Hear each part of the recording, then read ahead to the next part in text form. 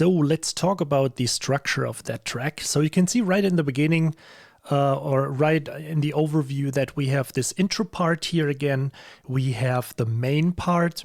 We also have kind of like a fairly short, like a bridge part, you know, more quieter part, lower in dynamics. And then we have the final part. And then this is split again into like a, you know, the final part and then a little bit of an extension to add a little bit more of a dramatic build. And then something that looks kind of similar to the very beginning, which you have guessed, it's kind of like my, let's say, the signature intro or a part of that intro that is the signature sound to, you know, kind of like as I like it to create that circle to the beginning of the track. Okay, so let's listen to what I did to each of these specific sections here.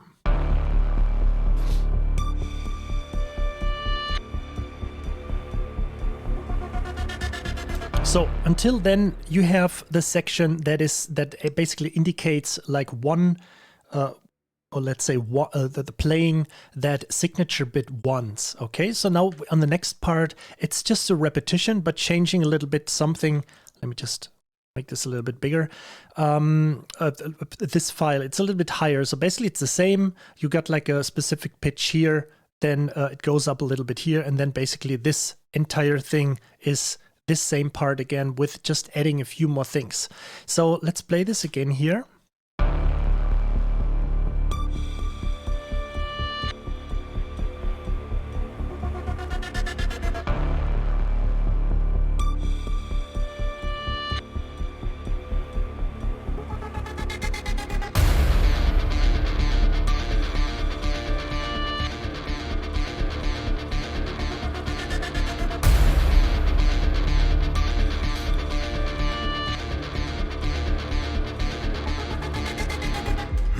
Okay, basically the intro, let's say like 4 parts.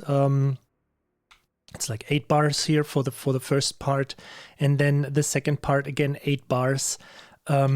So roughly 4 parts, you know, copied, but then adding some stuff, and you have this little variation going on this signal here, on this artifact reanimate signal. Then we have the typical gap, and then now it's getting a little bit more loud again. We just introduce, or we just get to the middle part or the main part. And also what is important to realize that there is not really a hook line going on, some kind of like a melody. There is nothing going on in the beginning except just this signature sound. And to be honest, the melody itself doesn't really play a huge function or a huge role in this track. There is just this long melody that is going on with the horns. Let's have a listen.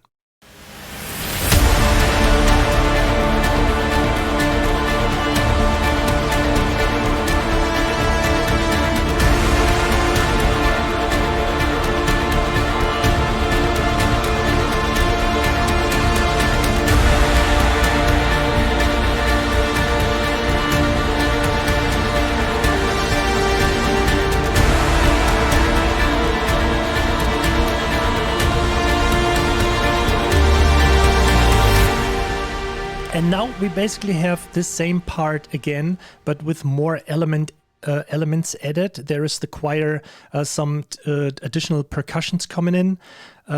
Let's listen to how this sounds. So,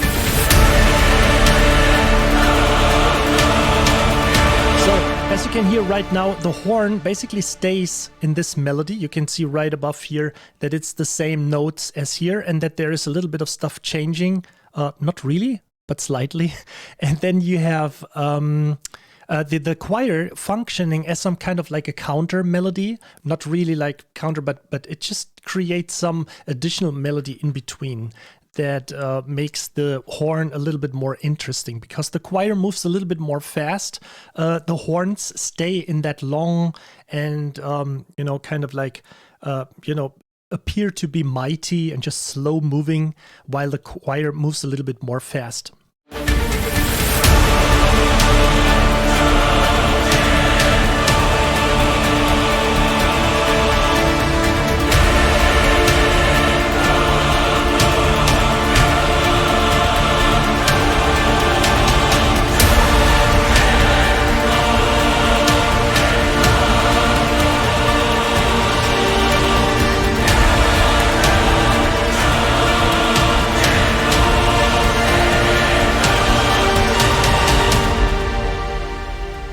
have the gap again. Again, these gaps are very important to leave the trailer editor a little bit of space, just in case if they want to include something, just in case if they want to, you know, kind of like exchange a downer or addition, or not just exchange, but, you know, not really replace, but also add some element that may, you know, spice up the track even more, just in case if they want it. And then we go back to a little bit of that, which is basically similar to the intro here.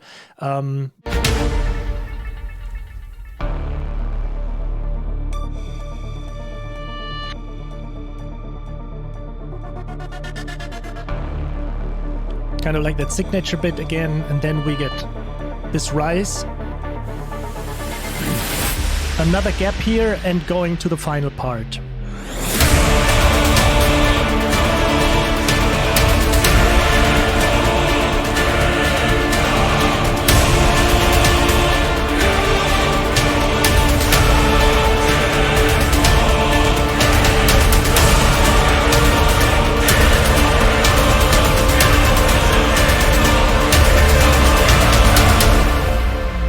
Okay, so what happens here, it's basically a different line than the one before, but it's kind of like a variation a little bit. It's not really like something completely different, but it adds a little bit more drama to, you know, the characteristics or to what has happened before here.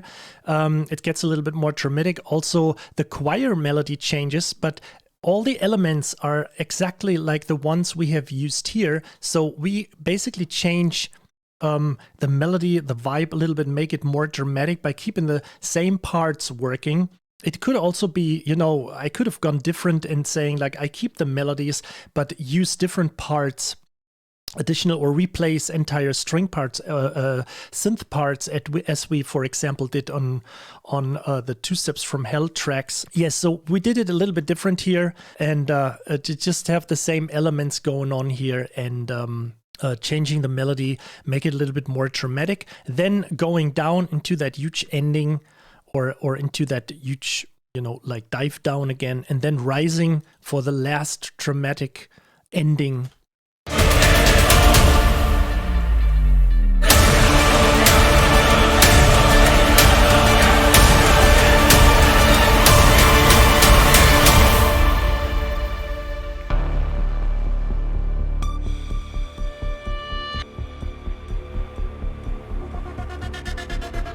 Right, and then releasing at the very end, you know, kind of like taking this little signature again from the beginning, kind of like reminding people of what has been going on in the beginning, just trying to connect these you know, like the beginning and the ending of that track. I just like doing this. I heard it many times, and it's just something that I just really like, that the track kind of like keeps his, let's say, or its corporate identity sound. Okay, so that's it.